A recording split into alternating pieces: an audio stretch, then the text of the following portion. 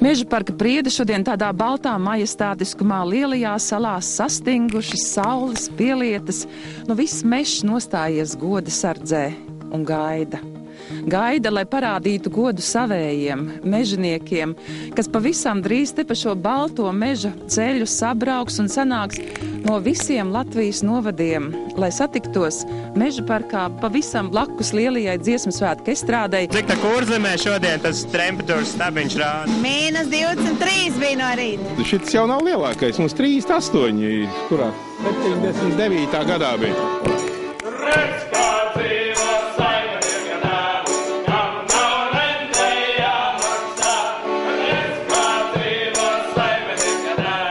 Un nevis lai sadziedātu, bet lai šovakar sadalītu meža nozari zelta čiekuru ražu. Vai jūs zināt, kurā mežā aug zelta priede? Zelta priede pašlaik aug sēklu plantācijās.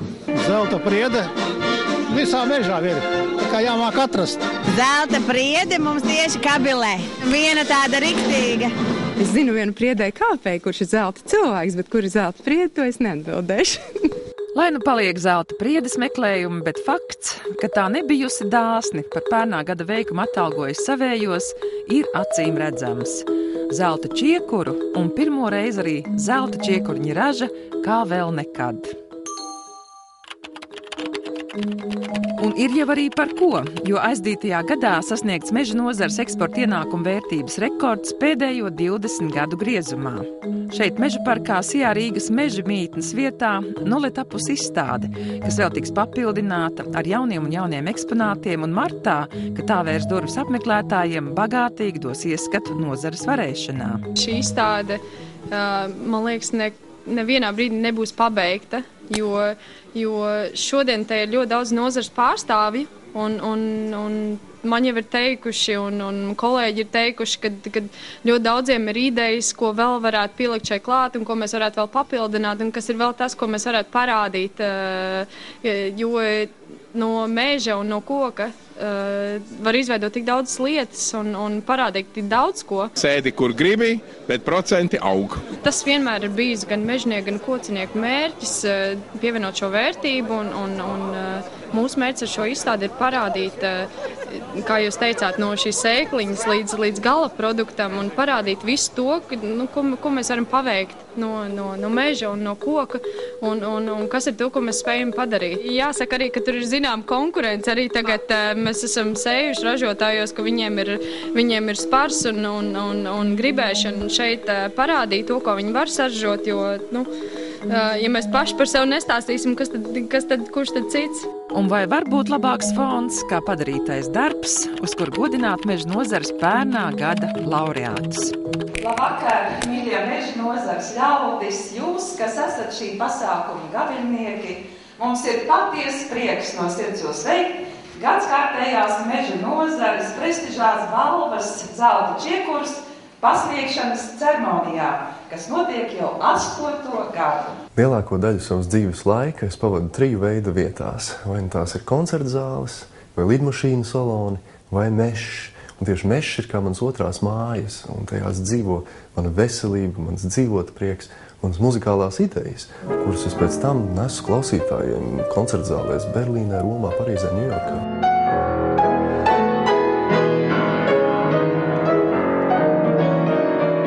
Un ja kāds gribētu atņemt man vēlmi spēlēt klavierus, vēlmi laimīgi dzīvot, tad viņš varētu izcirst visu mežu, kas man ir ap mājām, un es būtu patiešām pilnīgi beigts cilvēks.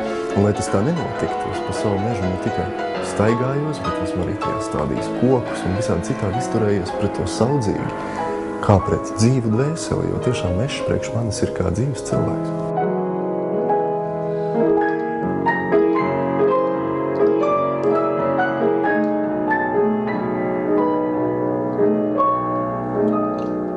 Vakar mums bija tas gods kopā ar rakstnieku Ēriku Hanbergu aicināt uz skatuvi tos, kur ikdienas darba ieguldījums katram savā jomā ir vesela stāsta vērts, kam šovakar varam atvēlēt vien pa nelielai skicei. Pirms 18 gadiem Sijā Ožkalns tika dibināta kā neliels mežstrādes uzņēmums. Arī tagad mežsaimniecība un mežstrāde ir saglabājušās kā viens no uzņēmuma pamatnozarēm. Bet šogad laikā Sijā Ožkalns ir kļuvusi par daudznazaru kompāniju. Ožkalniešiem ir arī 2 meitas uzņēmumi, kas atrodas Ukrainā un Baltkrievijā. Meža jomā tiek realizēts pilns ražošanas cikls no mežsaimniecības un mežstrādes līdz gataviem saunas un interjera apdars materiāliem no apses un augšņa koka. Ārzemju klienti, kas ir gan Eiropā, gan ASV, arī Āzijā atzinuši Ožkalna produktu kā tirgū labāko. Izvēle būvēt koģenerācijas staciju un ražot enerģiju ir bijusi vienlīdz radoša un likumsakarīga, jo lietā tiek likti koksnes atlikumi, kas radušies mežstrādes un kokapstrādes procesā. Tika pieņemts lēmums, izmantojot Eiropas Savienības kohēzijas fonda līdzfinansējumu, būvēt koģenerācijas staciju. 2011. gadā 6 miljonus vērtais projekts tika pabeigts, un Jēkabpilī ir atklāta ar biomasu darbināma koģenerācijas termoelektrocentrāle. Uzņēmuma īpašnieki un dibinātāji ir 3 brašs vīri – Aldis Buks, Ivars Dāboliņš un Aigars Nitišs. Viņu veiksmes stāsts un panākumu ceļš vēl nav izstāstīts. Saņemot šo nozīmīgo balvu, es gribētu pateikt lielu paldies saviem kolēģiem, Aigaram Nitišam un Ivaram Dāboliņam, tāpat arī visam lielajam Ožkalna kolektīvam, kur katrs ir pielicis savu sirdi un roku šā nozīmīgā sasnieguma. Kā ar to tarifu? Jūs tagad ražojat tik daudz tās stundas un pašiem savu staciju Jēkabpilī, tur tā mazāk jāmaksā par visu to? Īsnībā Jēkabpils ir vienīgā vai gandrīz vienīgā pilsēta, kur šajā apkures sezonā apkures tarifi nav pacelti. Tas nozīmē, ka katrā iedzīvotāja maciņā būs kaut kāda ekonomija.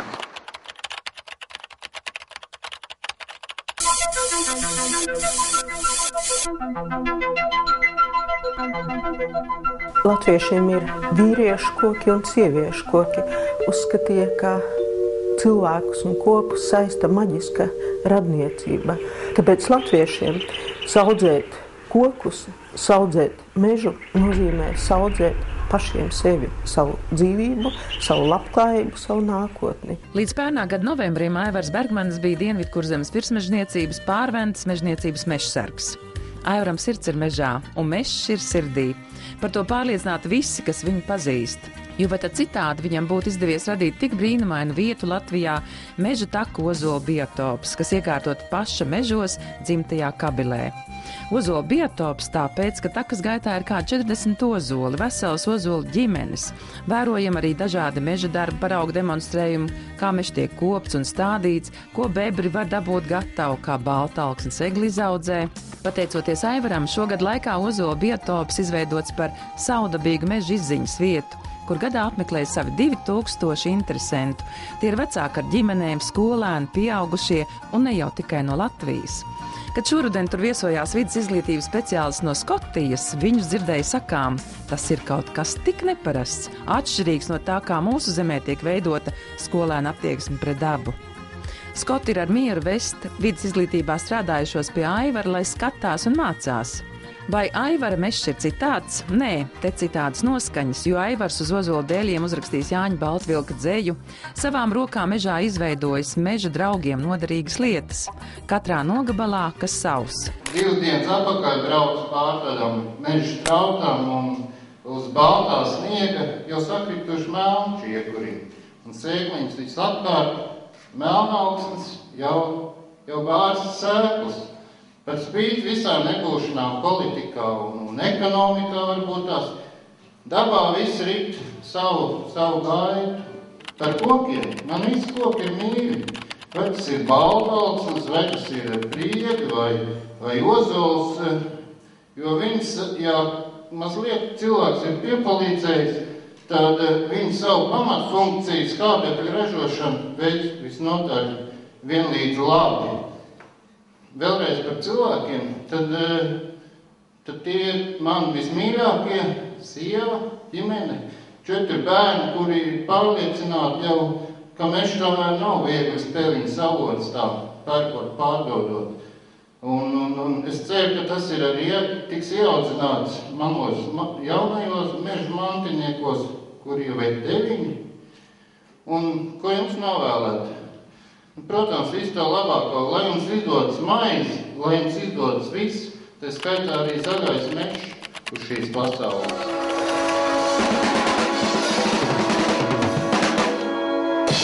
Kur te ir meklējama tā Latvijas zelta priede? Nu, jālūkojas apkārt, un es domāju, ka viņa radīsies. Katram sava zelta priede. Asociācija Latvijas koks. Tur ir jūsu zelta priede. Zelta priede mums tieši Kabilē. Mums ir eglis gan vairāk, bet arī zelta vērta.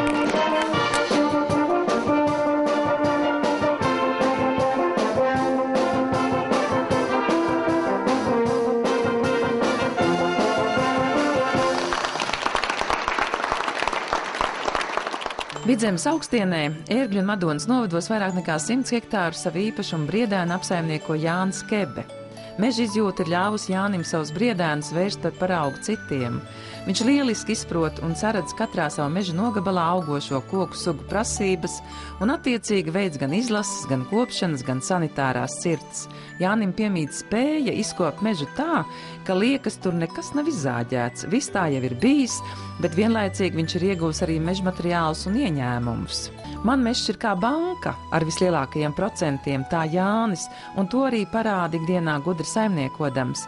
Un kas nav mazsvarīgi, ka līdz ar savu īpašumu atgūšanu Jānis ir iededzies arī kopējai lietai, meža īpašnieku apvienošanai, kur Jānis tur uzzirgs tasprātību un amulību, tā par viņu saka draugi, un vēl Jānis ir paraugs mums visiem, lai mūsu Latvijas meži un sētas apliecinātu, ka gribam mūsu Latviju sakopt ne tikai sev, bet arī nākamajām paudzēm. Mežs ir kā banka, kas nes ļoti lielus procentus, par tiem procentiem. Kā var tos lielos procentus dabūt?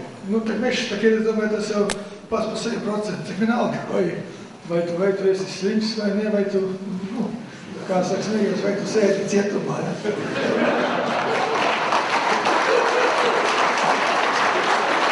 Es biju pagājuši gadu Santojā Laivaros, ja? Nu, un aizgāju pie Raini priedēm, un tur bija nolauz vēža zaru priedēm. Un es salasīju tās Raini priežu čiekurus, nu, mājā, ka veškots izlasīju sēknis, nu, iestādīju, augu. Kad sirds top karsti, mežs māca man mieru. Kad pēda čiekuri satiek, tas māca man paliecienu. Kad rokas rudens lapās nogrimst, mežs māca man pieskārienu. Bet, kad diena galā, tas man apsola vēl vienu.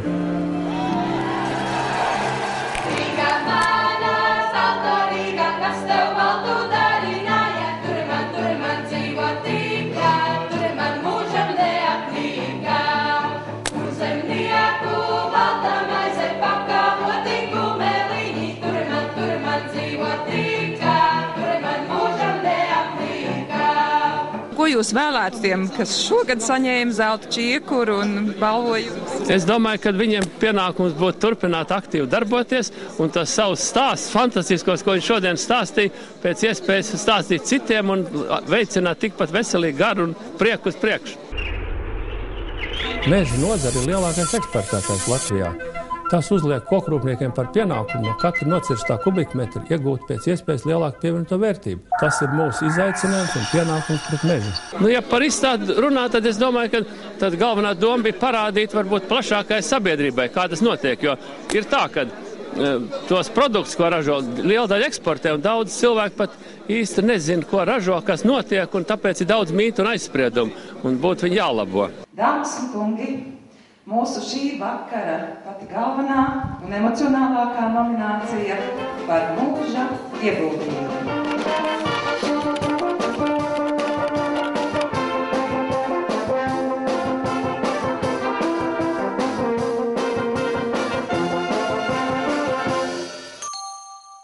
Pirmie 20 darba gada aizritēja Aizupas meža tehnikumā pasniedzēja amatā.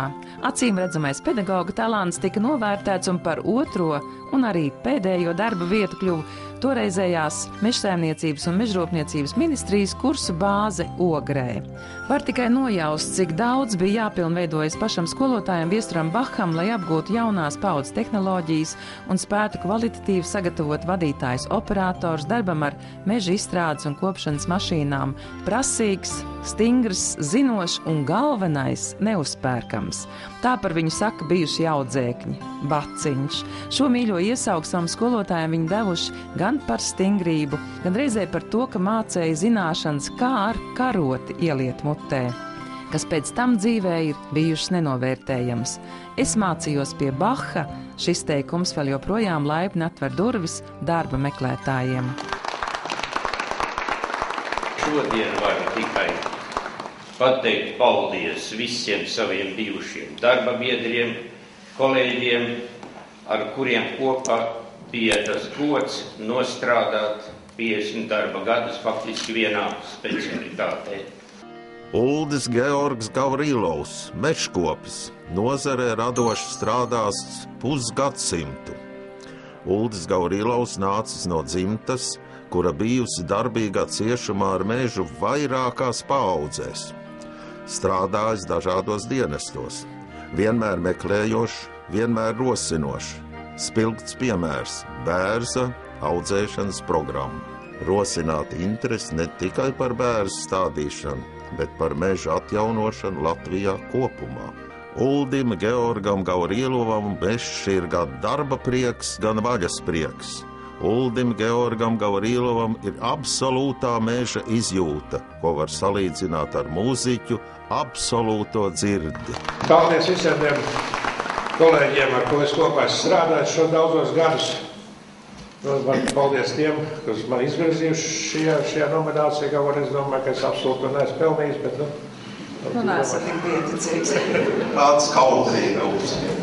Tur man liekas, ir tas teiciens, kas meža valodu reiz izprast iemācījies, tas mūžiem viņā klausīsies. Es gribu novēlēt to vēlējumu, lai Dievs dot jums prātu audzēt un sargāt mežu, un lai Dievs jums dod spēku to izdarīt. Arnis Gertners pieder vecajai mežnieku cumftei, tiem vīriem, kuriem mežs ir kaut kas vairāk nekā tikai darba vieta. Mežsaimnieks pēc būtības un pārliecības. Meža valdzinājumam pakļāvies jau no agras jaunības, tāpēc arī mācījies un beidz mežsaimniecības fakultāti. Vēlāk gan par galveno pienākumu kļūst visu Latvijas mežu sargāšana no uguns. Meža uguns apsardzība.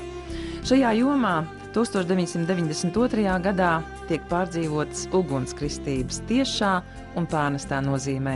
Gandrīz vienlaikus divi vislielākie meža ugunsgrēki, kādi vispār ir piedzīvoti. Viens Līteres rezervātā, otrs Ādažu poligonā. Katrs pa 3000 hektāru. Dūmi bija līdz pat limbažiem un sauli nemaz nevarēja redzēt. Ar helikopteru paceļoties, lai varētu novērtēt situācijas, skats bija šokējošs. No augšas izskatījās, ka deg gandrīz visa Latvija. Tā šo laiku atceras Arnis Gertners. Es jūtos ļoti gandarīts, ka ar savu darbu varēju kalpot mežam.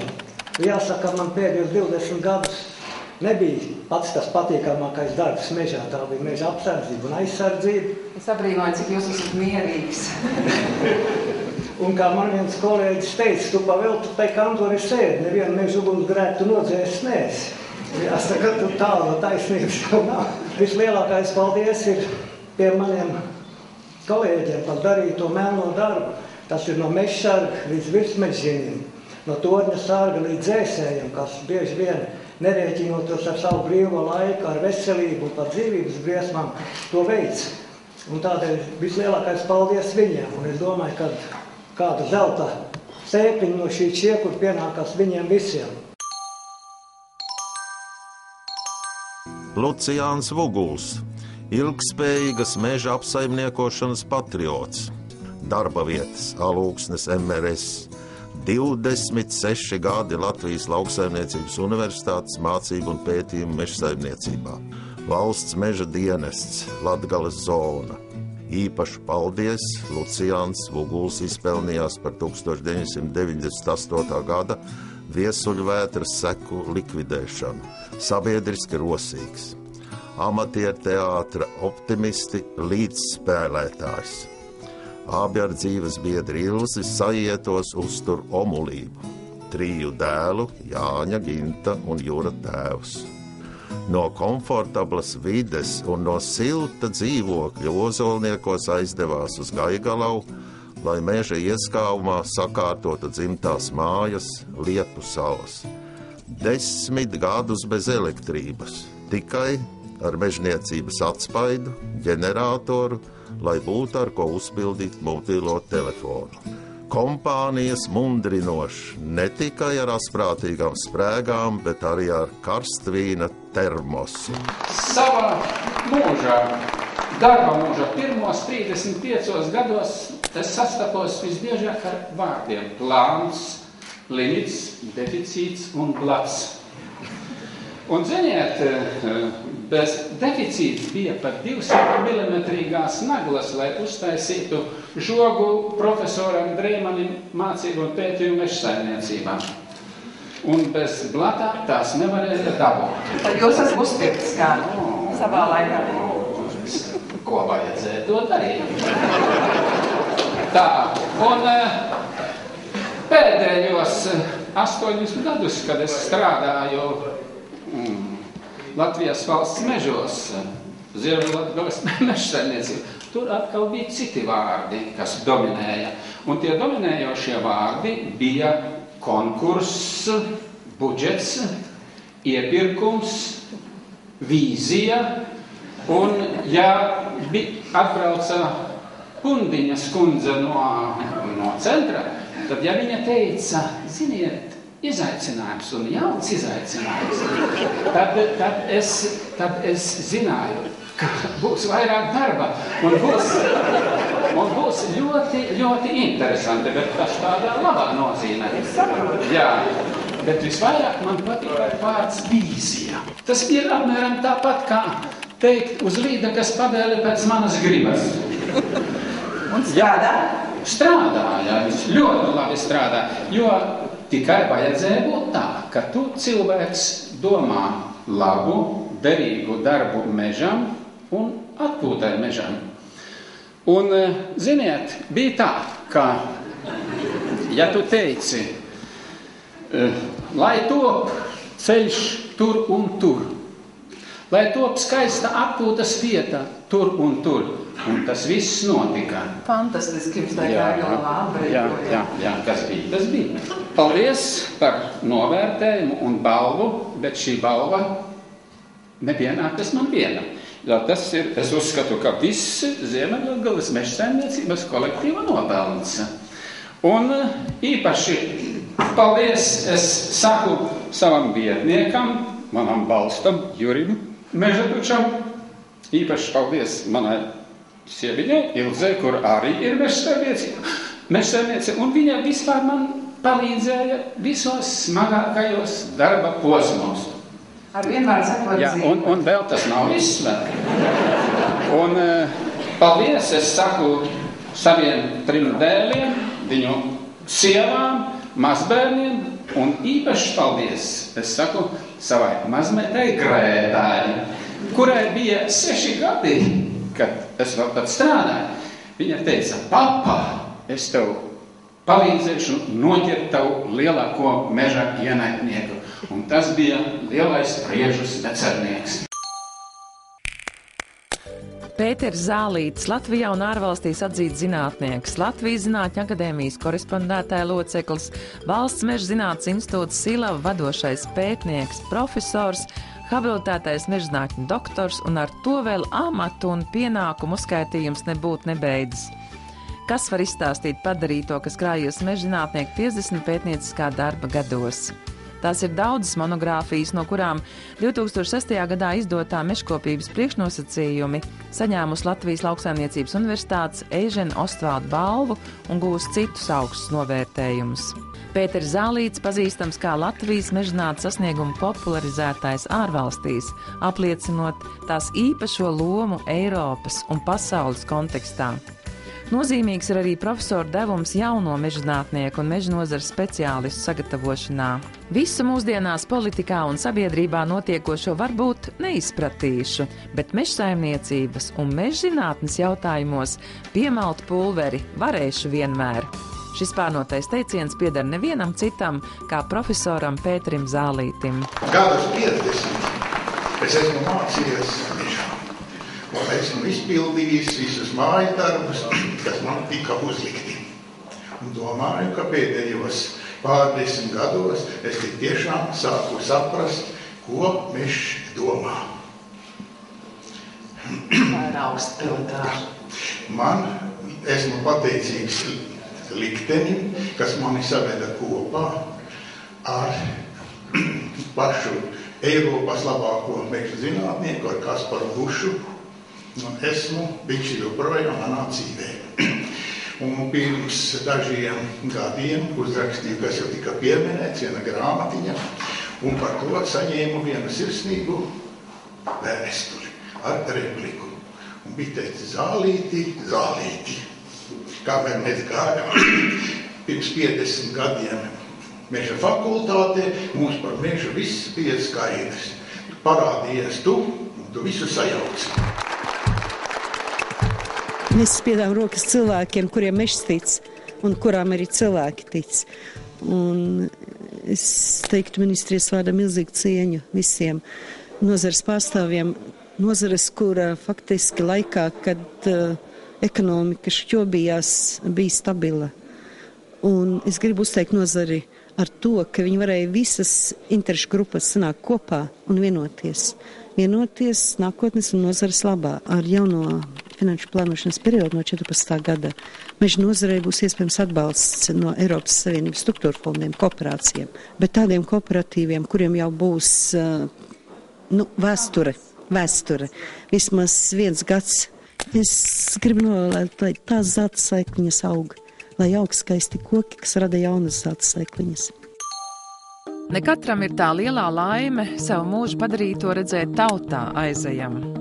Bet mums, kas esam šos cilvēkus satikuši, iespējams ir vēl vairāk laimējies, jo varam no sirds viņiem teikt paldies.